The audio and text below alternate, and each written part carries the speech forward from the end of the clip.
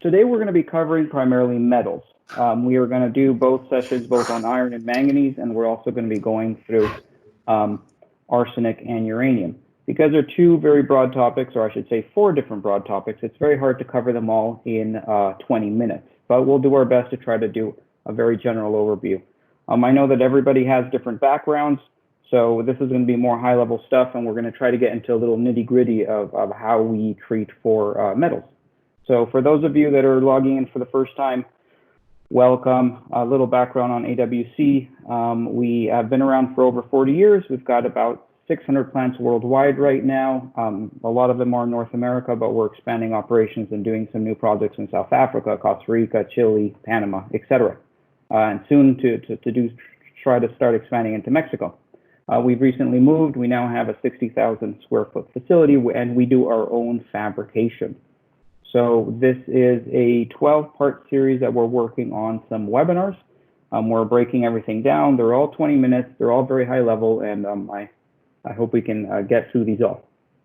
So the way we do is with the water treatment, we normally divide it into 3 different systems. So we'll do everything that has to do potable water, turnkey solutions. We do wastewater. I call it the dark side of the moon. So this is, of course, everything has to do with wastewater, primarily MBR and MBBR, which are the technologies that we're covering, and of course, skid-mounted systems from reverse osmosis, pressure filters, or ultrafiltration. RO would also include anything that has to do with desalination. So today we're covering primarily iron and manganese. So if everybody can please mute your mics. I think I can do it on my end, but it'd be better if you can mute it there. Okay. So of course, we can't go into water without touching a little bit of chemistry. I know I warned you about this last time. When it comes to chemistry, of course, we're going to be focusing on metals only. Now, there's also another session we're going to do on minerals, but we are going to be touching iron and manganese, arsenic and uranium, and of course, there's other heavy metals that also show up in water. When it comes to cadmium, mercury, lead, and chromium, we won't get a lot of it into it today because of the co-precipitation and how things are, how things run and how they treat each other, kind of co-precipitate off of each other. So in order to cover some of the numbers of the metrics that we're going to be covering, we want to make sure that we bring MCL and MAC. For those of you that are not familiar, the US EPA sets what's known as MCL, or maximum contamination levels for metals primarily. And then in Canada, we have MAC, or maximum acceptable concentrations. And of course, there's the aesthetic objective, which is primarily for just that, aesthetics. Now, we are going to be jumping between ppm, ppb, and MGLs and MGLs, or micrograms. So really easy conversion, 1 part per million equals 1 milligram per liter, and 1 part per billion equals 1 microgram per liter, okay? So just make sure we get that out of the way. I will kind of jump between them. I normally go for ppm and ppbs, that they just kind of roll off your tongue a little better. So what is iron? We primarily see iron in water in 2 forms, okay? I know that in nature it's going to be in a lot of different forms, but when we're looking at the water, there's 2 states. We've got ferrous iron, which is dissolved, ferric iron, which is oxidized, okay? Pretty easy. We've got dissolved and oxidized. There is no MAC guideline on, or MCL guideline for iron. It is only an aesthetic objective. Basically means it's not harmful, it's not going to kill you, but it looks terrible, okay? So that's the short version of it. Okay, and there's going to be some clear examples of why we want to treat for it. So if we take a look at our iron valence, this is kind of what it looks like. Now, we're not going to get into this a lot. It's just to kind of give you a visual of what we're looking. The atomic number for iron is 26, which basically means we have 26 electrons. When we're treating for iron, we are, for the most part, trying to oxidize it. What are we doing when we oxidize it? We're changing the variance in we're changing the valence balance, okay? That's how we turn it from a dissolved form to a precipitated form, or a solid form, okay? So to make it really simple, I've broken it down into 2 groups.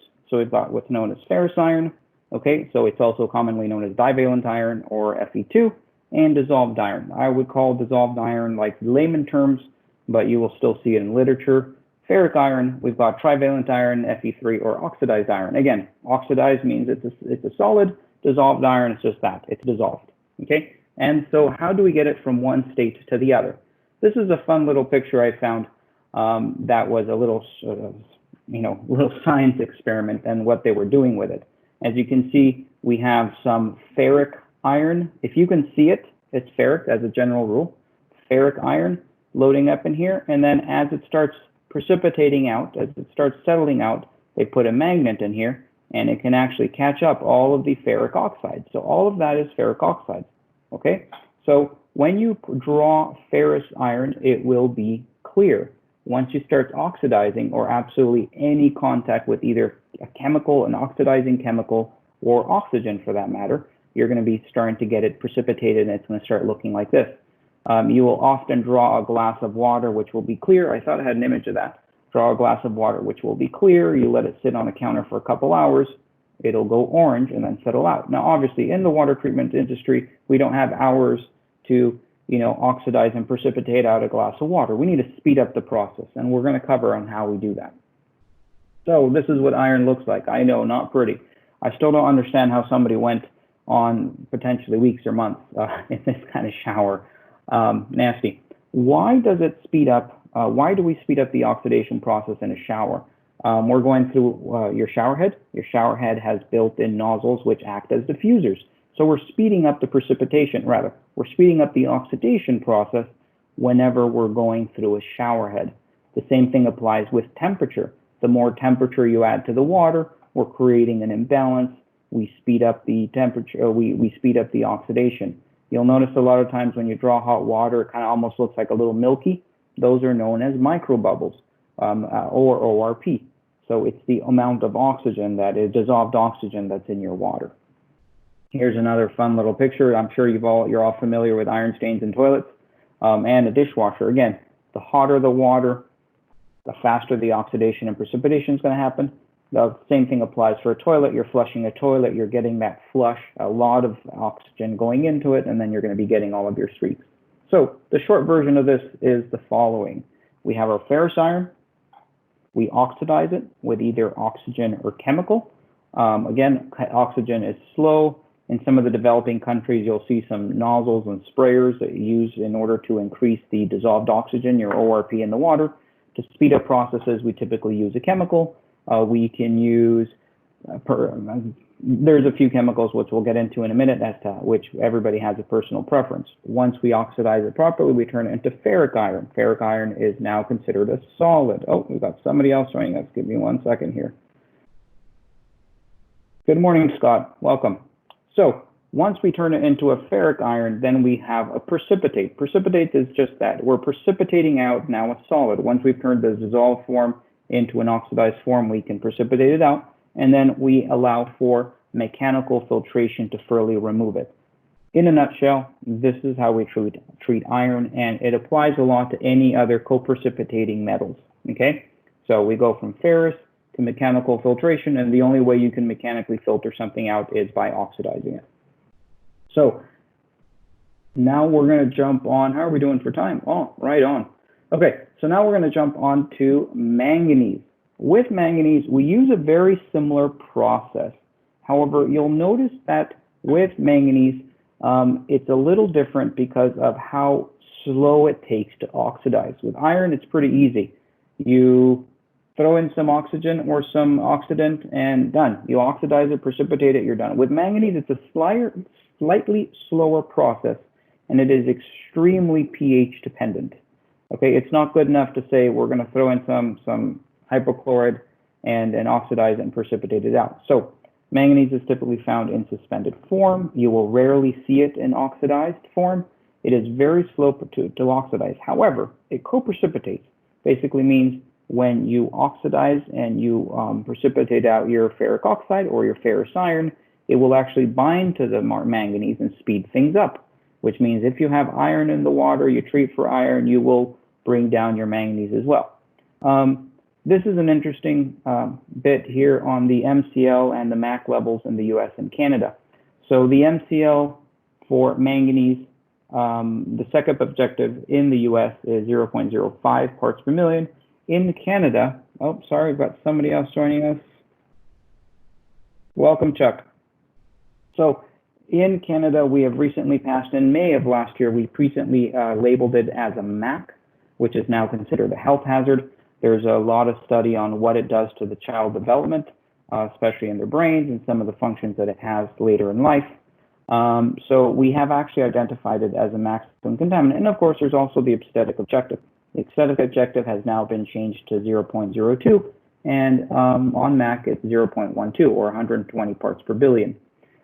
This has now turned into a big business opportunity in parts of Canada and in the US. We're working on a couple projects in Ohio as well, where now guidelines in communities that didn't need any kind of water treatment on the manganese front because it was only considered an aesthetic objective, they're now sitting at about 80 to 90 parts per billion, or 0.09 parts per million manganese that now needs to be treated, and it's actually mandated by your local authorities.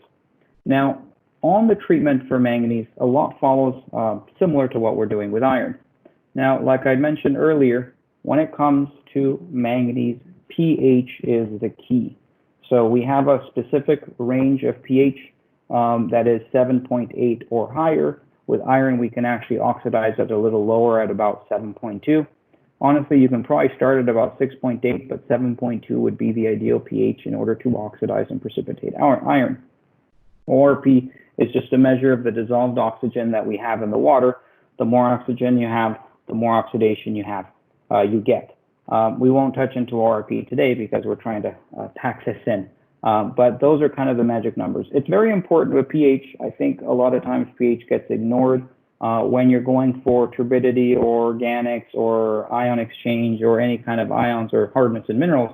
pH is somewhat irrelevant. Don't quote me on that. It's not irrelevant. It's somewhat irrelevant. The second you go into metals and we're trying to co-precipitate or precipitate out metals for oxidation, pH is very, very important, and it can't be ignored. If you're all familiar with testing pH, pH changes over time. So drawing water and testing for pH at a lab is going to be very inaccurate. You should really ideally be testing for your pH at the source. So you basically draw your water source, let the water run, and you're testing for pH right there. This applies for manganese, iron, uranium, hydrogen sulfide, arsenic, and aluminum. Okay, so pH is the key. So how do we treat metals, and how do we try to speed up the process? Of course, we're not going to use oxygen. Oxygen is extremely time consuming, and you'd only be using oxygen if you're in a reduced environment and you're operating at maybe 5 to 10 gallons a minute. There are some residential applications where you can actually use oxygen. Oh, here we go. We've got somebody else joining. Hey, Steve, how's it going? Welcome back. So what we're doing, this is kind of a small mock-up of what it would look like as far as stages goes. So we have a direct filter, and we start with pre-oxidation. So the pre-oxidation is something that would be injected, something like hypochlorite, or something like chlorine or other oxidants. We're trying not to get too specific. We do have mechanical mixers, which we use as contact. The contact tanks are very important because we need to make sure that we allow for some sort of precipitation and enough contact time with our oxidant in order to speed up the process.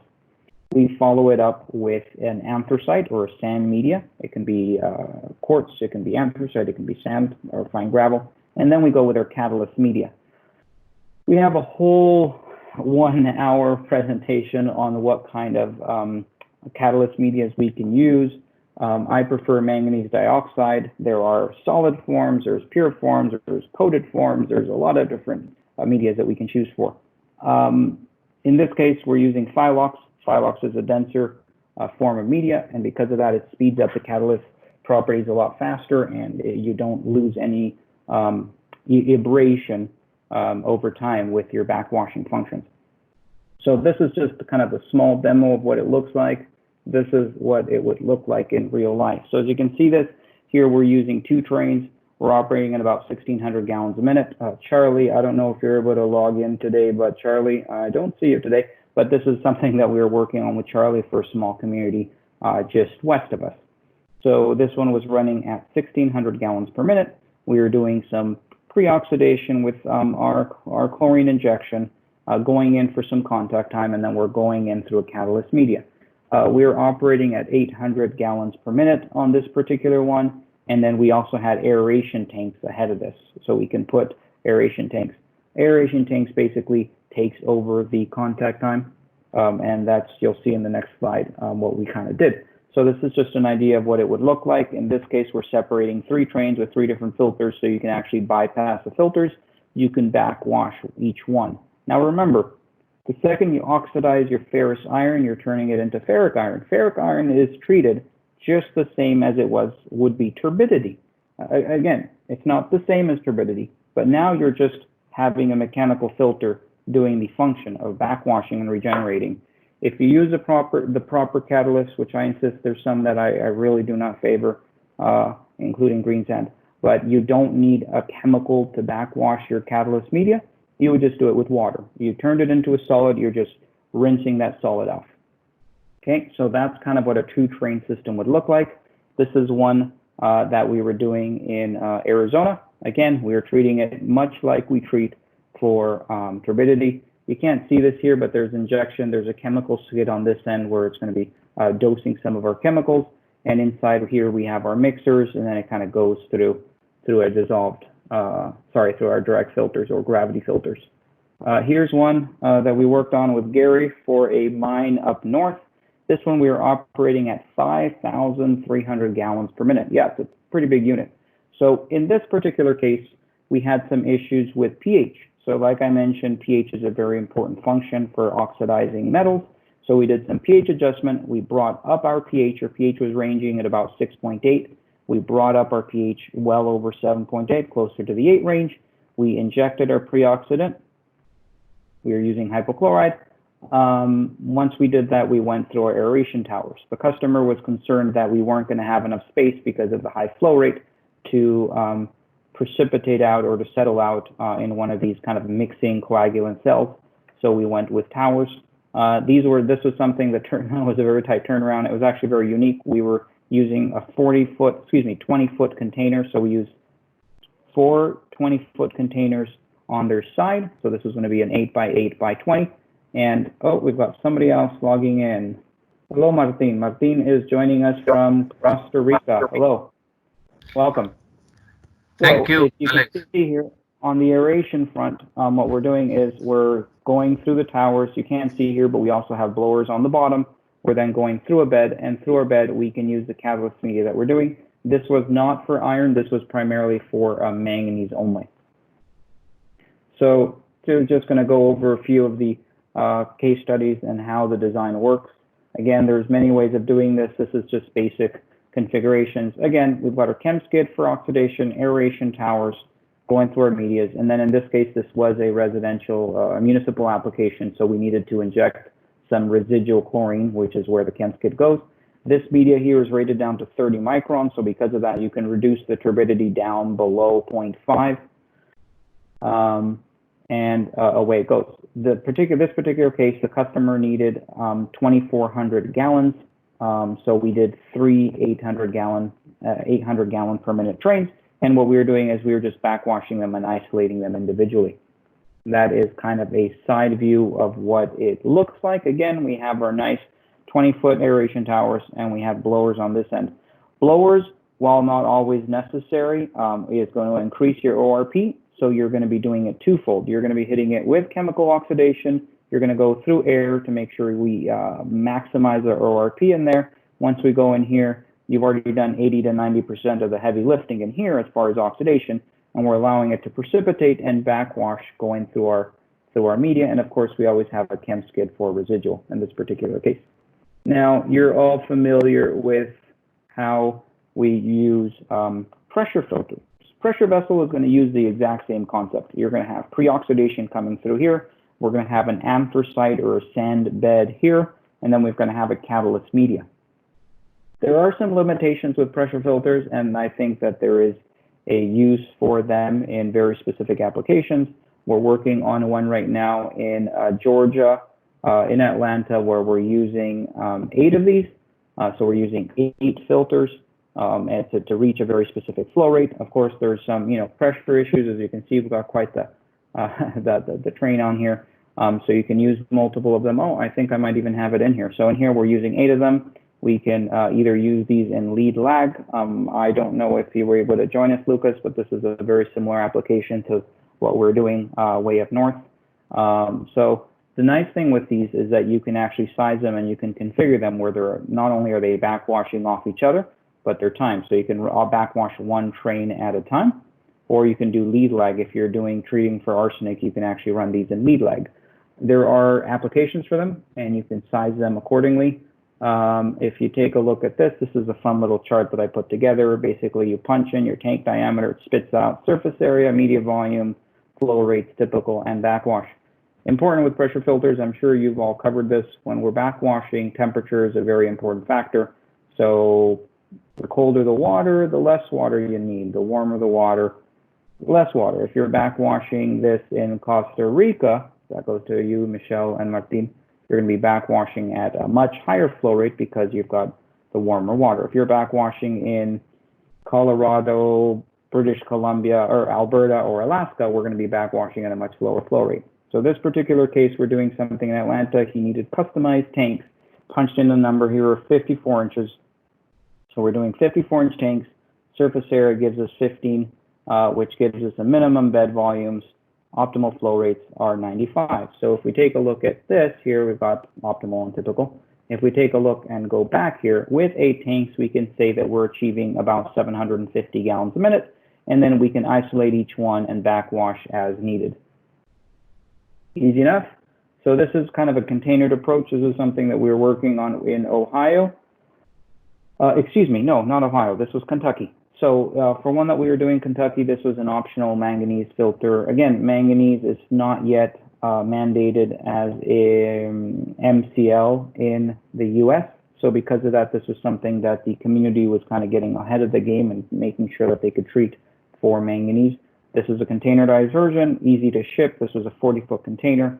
As you can see, it's basically the same thing, but in a miniature. We've got our chem skid here, pre-oxidizing with a static mixer. If you're familiar with static mixers, this increases your contact time, and it reduces your contact time and increases your mixing going into our baffle tank for our contacts. Then we're going through 4 parallel 24-inch filters. Again, I apologize. I really shouldn't be naming brands. Philox is my preferred catalyst media, but like Philox, there's Catalox, Philox, Pyrolox, and yes, manganese green sand if you really want to do a green sand plus.